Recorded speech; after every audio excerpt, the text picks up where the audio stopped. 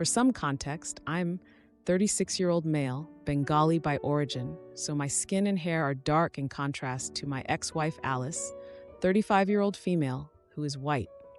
We met in college and got married before graduating. We have a daughter, Noor, 10-year-old female, who shares many of my features, such as dark skin and hair. This is an important component to the story. Alice and I divorced. I won't discuss details, but it was amicable when Noor was 8, and are generally on good terms and have 50-50 custody of Noor. While Alice is a good mother, she can be tone deaf sometimes, especially in the topic of racism. There may be some things that look like fillers, but I feel they are relevant to the story. Recently, due to Alice's job, she moved to a new location and enrolled Noor in the school district for the new year.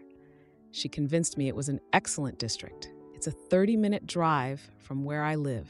I visited the neighborhood and saw that it is about 95% white, and Noor is one of the handful of kids in her school that isn't white. I expressed my concern to Alice that she might be a target of discriminatory bullying. I went through something similar at that age, but she reassured me that it will be fine. I reluctantly agreed, but had my doubts. This isn't to say it was all bad. Noor did make a few friends in that school. Less than a month later, my suspicions are confirmed. Noor has been a target of discriminatory bullying by some of her classmates. Teachers did nothing either because they can't or just won't, despite some of these altercations being recorded. Even the friends Noor made who saw the bullying and reported it were largely ignored. At best, it's a slap on the wrist. Alice, instead of being supportive, gives Noor unsolicited lectures about kindness and friendship and replies with, "Violence isn't the answer," when I encourage Noor to stand up for herself. I again remind Alice that her sentiment isn't helping Noor. It was like she isn't even trying to listen to Noor and understand her predicament. Noor always talks to me about this because she's also come to realize Alice doesn't understand. The "violence isn't the answer" sentiment is especially ironic since I've seen Alice glamorizes pink and rainbow imperialism, thinking weapons manufacturers like Raytheon celebrating Pride Month or rainbow liveries on missiles in rad or badass or whatever. My criticism of the military-industrial complex is a topic of its own, as Malcolm X said about white liberals. Anyways, a while back before our divorce, against Alice's wishes, I enrolled Noor in karate, at a karate school near her, and now she has one class during her time with me. It's not the only thing that happens during her time with me. We do other activities she enjoys together, as well as help with homework. As I said, I myself dealt with bullying and enrolled in martial arts classes during my college days and got stronger, more fit, etc. I have had to use my skills a few times here and there, but nothing too serious. When Noor was born, I promised myself I would never allow her to be bullied like I was. Alice told Noor that if she fought, she'd be in deep trouble, regardless of who started it, and this discouraged her. I must also add that Noor is a bit smaller in size than most of her classmates, so that made her an easy target, and I taught her some self-defense moves. A few nights before the fight, Noor called me. She sounded distraught, and I was a mixture of mad at Alice, heartbroken for Noor. I told her she doesn't have to listen to her mom, and she can say, I said she can fight back if she has to. But I said to her that if she has to resort to fighting, so be it, but make sure it's a last resort and to never throw the first punch. She knows how to fight. As I mentioned, I have taught her. A few weeks ago, she fought back and used some of the self-defense moves I taught her and landed some good hits, leaving 2 bullies with a few nasty bruises. Noor got a 6-day suspension. The bullies got 4 days, which is unfair. Alice called to tell me what happened, and she was mad. I was proud. I was working from home that day, told my boss I had an emergency, so I rushed to the school and got there a little after Alice did. I came prepared.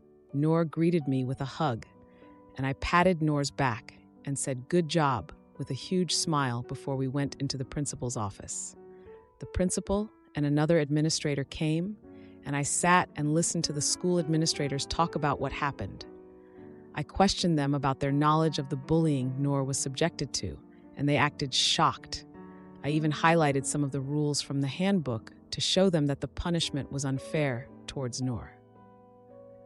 I was firm but civil. I told them about the multiple incidents where Noor was targeted, and they did nothing.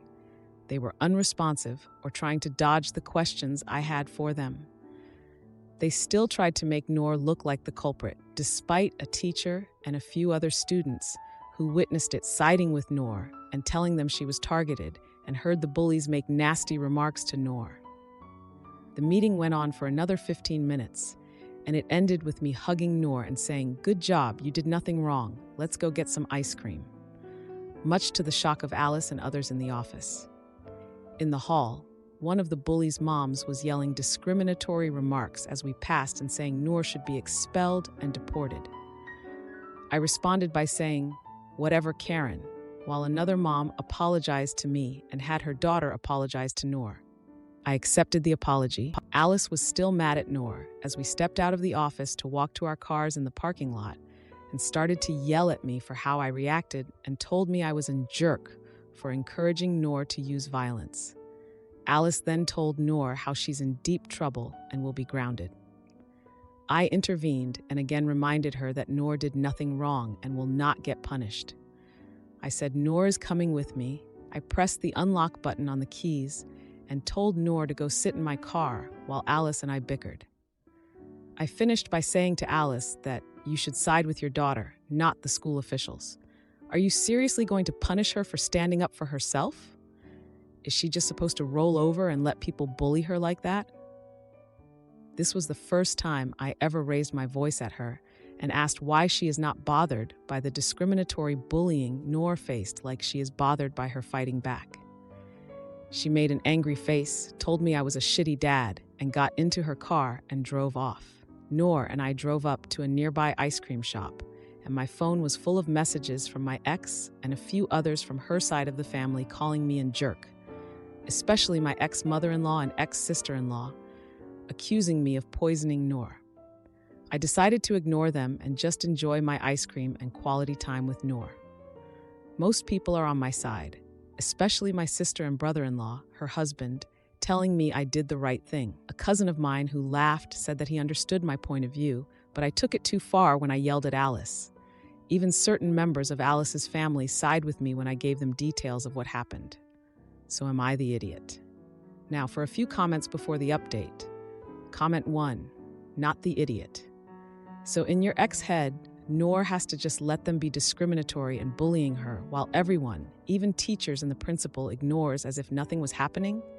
Hell no. I hope Noor gave them a lesson they will never forget. Even the mom of one of the bullies said it was wrong and made their demon of a child apologize. Just one question, did she still get suspended? Because if she did, I would sue the school for letting this happen. There is even video proof of the bullying and witnesses. Comment 2. Go Noor, kick some bully butt. Not the idiot. The one thing the bully hates is when their victim fights back and wins. Word will get around that Noor knows how to defend herself, and the bullying should at least slow down, if not stop. There may even be new friends that have been bullied wanting to learn how to protect themselves. OP, check on the school bullying laws in your state. Tell your attorney what happened and ask him to write the school a letter. Now for the update. Hey everyone, thanks for all the support on my last post. I'm still getting the hang of Reddit, so bear with me. I've got some updates on the situation with my daughter Noor and my ex-wife Alice. It's been 2 weeks since Noor stood up to the bullies at her school, and things have been pretty intense. After the incident, Noor's been staying with me full-time. Alice and I had a huge argument that day, and she's been giving me the silent treatment ever since. Noor's been doing her schoolwork from home while suspended, and she's actually been happier without the stress of those kids at school. But let me back up a bit.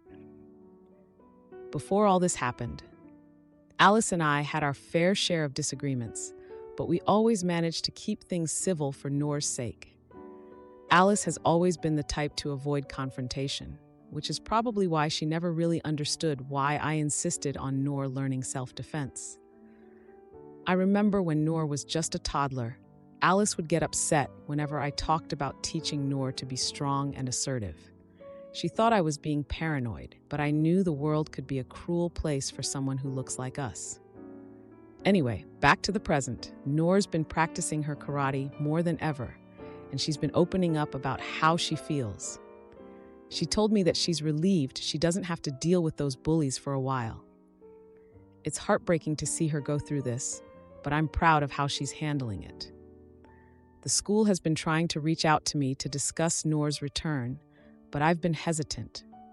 I don't trust that they'll do anything to protect her. I've been looking into other schools in the area and ones that are more diverse and might be a better environment for Noor.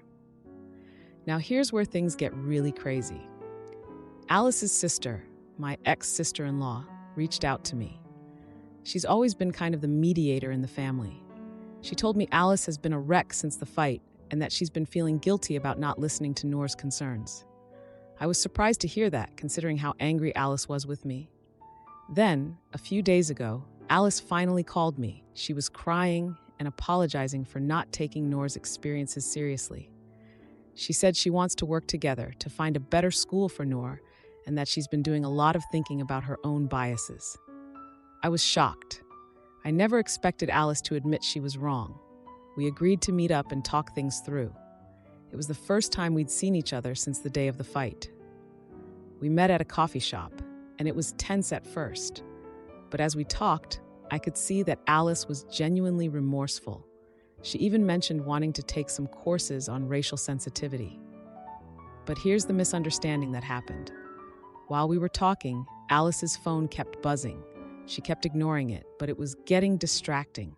Finally, she checked her phone and her face went pale. She showed me the screen, and it was a video of Noor's fight at school. Someone had posted it online, and it was starting to go viral. Alice was horrified. Thinking I had posted the video to shame her, I was just as shocked as she was. I would never do something like that to Noor. We quickly realized that one of the other parents must have leaked it. Alice apologized for jumping to conclusions, and we both agreed that we needed to handle this situation carefully for Noor's sake.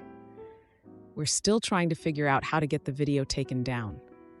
It's been a mess, and Noor's been getting a lot of unwanted attention because of it.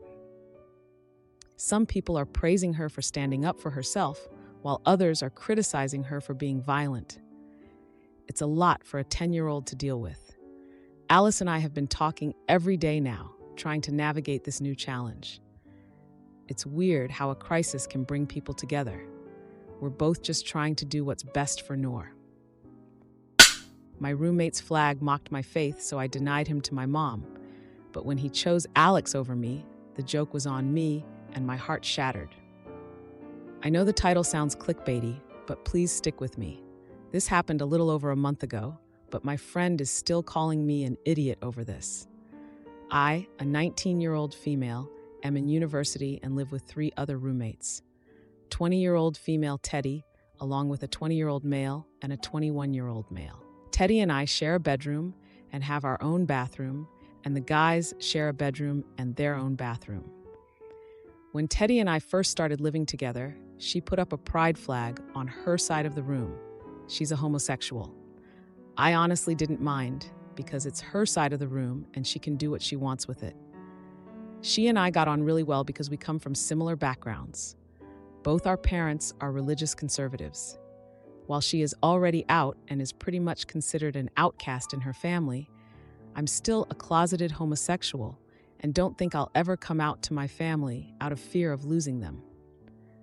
Teddy and I have formed a bit of a special relationship. If you catch my drift, we've shared more than a few kisses and cuddles over the time we've been living together.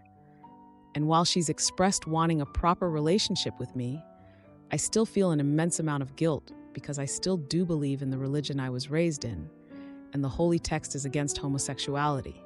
So there's that, and I feel guilty because it feels like I'm lying to my parents. Anyway, my mom always calls me once a week to catch up and check in to see if I'm doing okay. She's never video called me before, so I was a bit caught off guard when she did, and didn't think to hide my background. Well, she basically started going on a rant about the flag and how the queer plus community always feels the need to shove their sexuality down everybody's throats with no consideration for other people's feelings when hanging up their disgusting flags. At that point, she realized I was uncomfortable and wasn't saying anything, so she asked if there was something I wanted to tell her. If I've turned into my cousin now. Cousin is not gay, but defended her gay friend when our family was laying it on gay issues again. And since then, they've labeled her a black sheep. I panicked and said, no, I'm just tired of having to look at that disgusting flag every day, and I'm not really in the mood to talk about it. She understood, and I quickly ended the call shortly after that.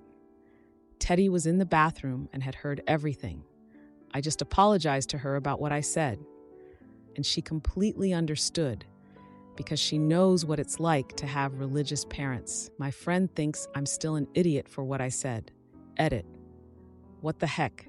I really didn't expect so many responses. I left this account for a few hours after receiving a lot of helpful comments, only to come back to hundreds more.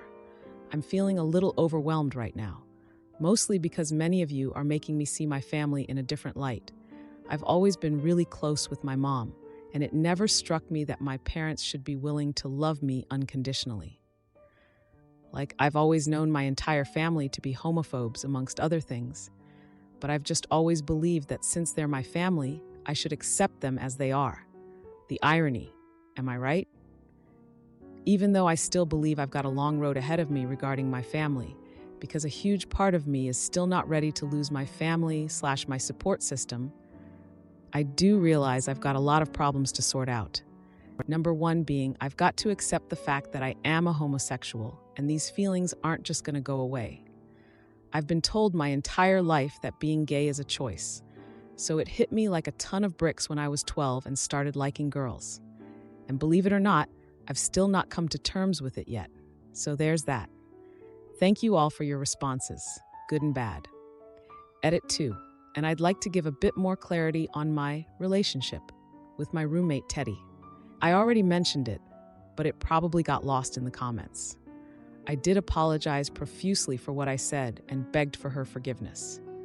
She was more than understanding of the situation and even comforted me while I was crying after the whole conversation. I still am, feeling a lot of mixed emotions that I can't comprehend. Like I said in my original post, Teddy and I have kissed more than a couple of times, never been intimate. As someone mentioned in the comments, I've been upfront with her from the beginning about my struggles surrounding my family and my sexuality. And I told her she was free to date other people because I don't expect her to put her dating life on hold for someone who doesn't have their stuff together. So for those of you who were worried about me leading her on, that was never the case. She went on a date one time with another girl, but broke it off because she wants to stick it out with me. We did start off our connection as friends, and it just developed to us having feelings for one another. And this is the first time I've developed genuine feelings for a person. I'm diagnosed with BPD and tend to get extreme attachment and abandonment issues with anyone I'm close with. So all I've ever had in my life are attachments to people and always needing constant reassurance that everything's okay between us. Hence my mom's weekly phone calls. Otherwise, I get really scared that I did something wrong and she's mad at me. Same with my close friends. And with Teddy, this was the first time I've never felt insecure with myself. Like I said, I've been very open and honest with her, and not only about my sexuality, but quite literally everything. So she's familiar with the ins and outs of my thought process, which is partly why she was so quick to forgive and comfort me after that whole ordeal. I hope this clears some things up. Now, for a few comments before the update. Comment 1, you're the idiot, but not in the way you might think. You are the jerk to yourself. You're literally walking around, going through life, believing that something about your very existence is wrong, and that's just not so. Please go to therapy and start deprogramming what you've been brought up to believe. You can even still have a relationship with God, but I think the one you have right now is not healthy. Your friend/roommate, maybe something more seems really nice. She gets it, but you can't do what you did to her your whole life. You'll never find and keep any kind of relationship if it always has to be a secret. Take care and happy holidays. Comment 2. Just so you understand, your holy book was written by men only, during the period of time when women were considered property. The good book is full of some good stories, some horrible stories. These are not the word of God. These are the words of weak mortal men. Did your family really outcast a member because they stood up to the discriminatory rants? Frick those people. They need to be called out for their racism and bigotry. Maybe they aren't the best family. Now, for the update. Hey Reddit, it's been a week since my last post, and boy, do I have an update for you. Remember how I told you about my roommate Teddy and our complicated situation? Well, things have taken a turn, and not for the better. So, after the whole incident with my mom's video call and the flag, Teddy and I had a long talk. She's been my rock through all of this, always understanding my fears about coming out and dealing with my family's views. But this week, something changed. I guess you could say the tension that's been building up finally snapped. It started off like any other week. We were hanging out in our room, studying for midterms, when Teddy got a text. She tried to hide her phone from me, but I saw the name Alex flash across the screen. Now, Alex is one of our guy roommates, the 21-year-old. I never thought much of him, just a chill guy who keeps to himself mostly. But seeing his name on her phone made my stomach drop. I didn't want to jump to conclusions, so I kept quiet, but it ate away at me. Then, 2 nights ago, I came back from the library earlier than expected. The apartment was quiet, too quiet. I walked into our room, and there they were, Teddy and Alex, way too close for comfort, whispering and laughing.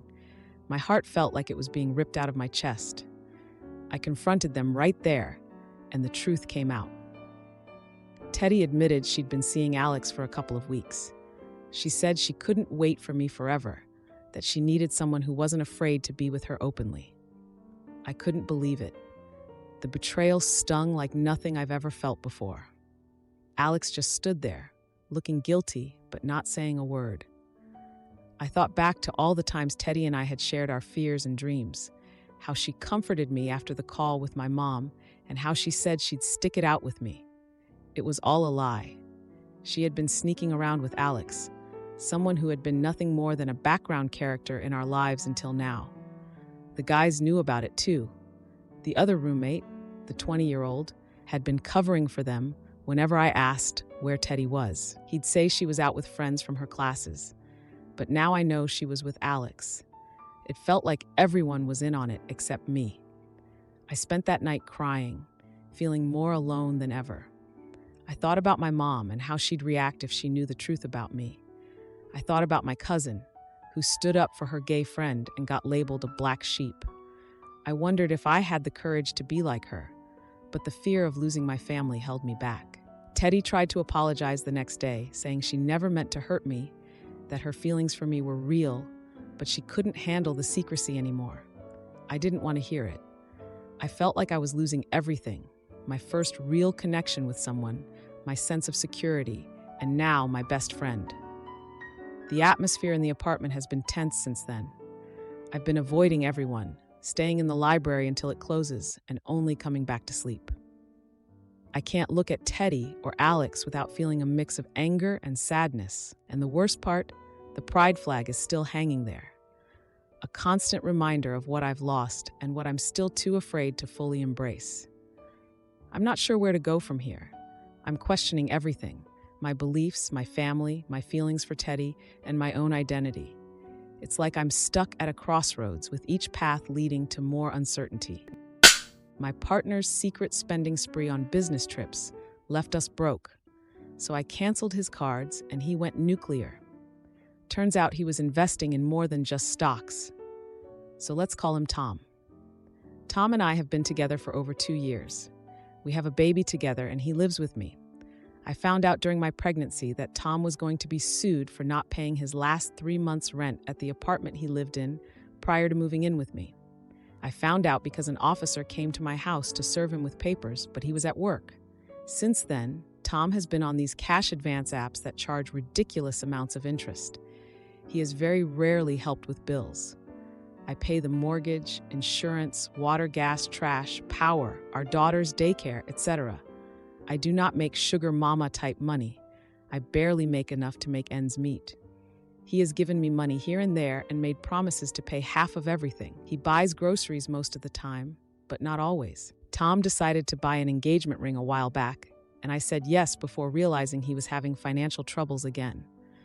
I have confronted him on multiple occasions about the financial issues and encouraged him to pay off the apps and delete them. However, he has been using them again and hiding it from me. It got to the point where he had to abandon his checking account and open a new one to avoid all those charges. I have no idea what he's spending all his money on. He makes more money than me and only has a car payment, ring payment, and phone bill. Tom hasn't been contributing to the bills again, and I asked him if he was having troubles again. He denied using the apps. I've also encouraged him to find new employment where he can make more money. He has not put in any effort to do so. My ex-husband has a great job and offered to get him a job at an entry-level position, making the same amount of money he makes currently with the opportunity to advance quickly. My ex and I have a great co-parenting relationship, and he and Tom get along great. There's no negativity there. We all get along as friends. Tom did not apply for the job and seems complacent where he is. Anytime I bring up this issue, I speak to him in a respectful way, and he just constantly sighs and makes excuses and eventually shuts down, telling me I'm being cruel and harsh. I raised my voice the last time we discussed it, but I wasn't hostile. I'm just at my breaking point. Tom is an amazing partner, parent, otherwise. I couldn't ask for better in all the other ways. However, I can't continue supporting him, and it's starting to disgust me. Would I be the idiot if I told him to leave right after the holidays? I don't want to disrupt anything with the kids during the holidays, or I'd tell him now. I do love him, but I am realizing he is not willing to make an effort to meet me halfway financially. Now, for a few comments before the update. Comment 1. Not the idiot, op. I have no problem with you breaking up with someone during the holidays. There will always be a bad time to break up with someone, especially when it's an engagement. You've had the conversation about the money, and he does know where it's going. He's just not telling you, but he's responded to your concerns by lying and hiding things. Honestly, I think you should do it sooner rather than later, before he pulls you into his financial black hole. And I recommend you check your credit report. Comment 2. Not the idiot. I'd be real curious to where all that money is going. This is going to get really ugly for him, and I'd hate for his debts to become yours if you continue in this relationship and get married. It's great that he's a nice guy, but there's clearly something he's not telling you as far as finances. You have a child together, and at this point, it seems like you're a single mother who happens to be dating a man with money problems. Now, for the update. Hey Reddit, it's been a week since I last posted about my situation with Tom, and oh boy, do I have an update for you. So after I last wrote, I decided to give Tom another chance to come clean about his financial issues. I thought maybe he was embarrassed or scared, and I wanted to approach it with understanding. But when I confronted him, he just shut down again, and I was left feeling like a fool for even trying. But here's where things get crazy. I was doing laundry and found a receipt in Tom's pocket. It wasn't for anything ordinary. It was for a fancy hotel in town. My heart sank. I confronted him, and after a lot of denials, he finally admitted he'd been having an affair. I was devastated. The man I thought was an amazing partner and parent had been lying and cheating, and all the while, I was struggling to keep our finances afloat. I couldn't believe it. The betrayal cut deep, especially since we have a baby together, and I've been working so hard to support us. It turns out that the money he wasn't contributing to our bills was being spent on his affair. He'd been seeing someone from his work, and they'd been using the hotel to meet up. I felt sick.